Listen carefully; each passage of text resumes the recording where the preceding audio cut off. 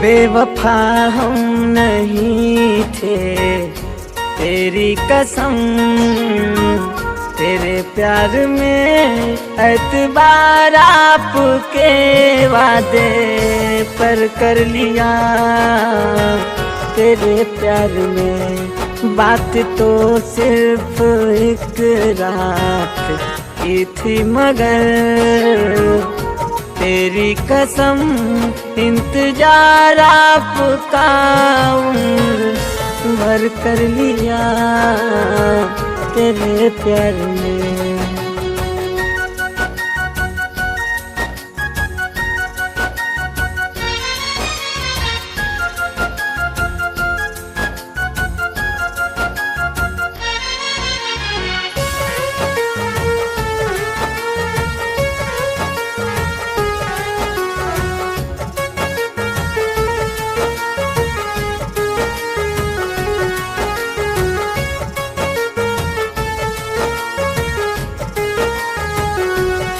इश्क में उलझने पहले ही कम न थी, और पैदा नया दर्द सर कर लिया।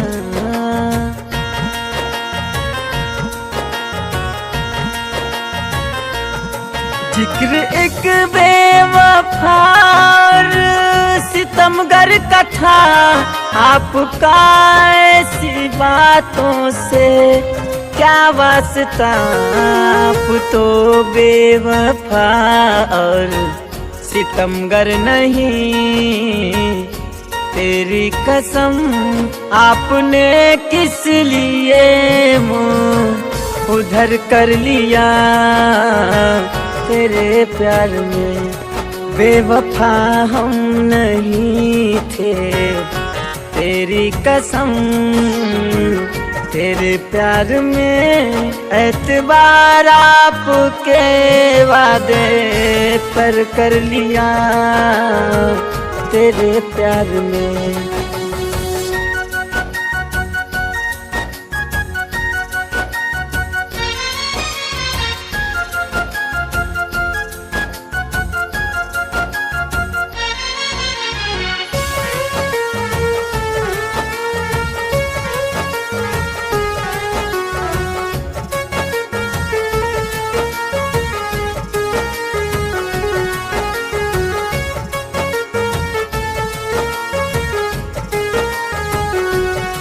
जिंदगी भर के सिकवे गिले थे बहुत, वक्त इतना कहाँ था कि दोहराते हम।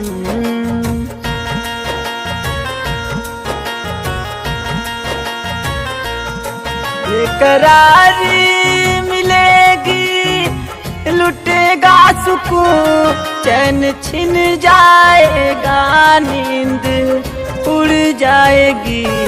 अपना अंजाम सब हमको मालूम था, तेरी कसम आपसे दिल का सौदा मगर कर लिया तेरे प्यार में। बेवफा हम नहीं थे, तेरी कसम। तेरे प्यार में एतबार आपके वादे पर कर लिया तेरे प्यार में।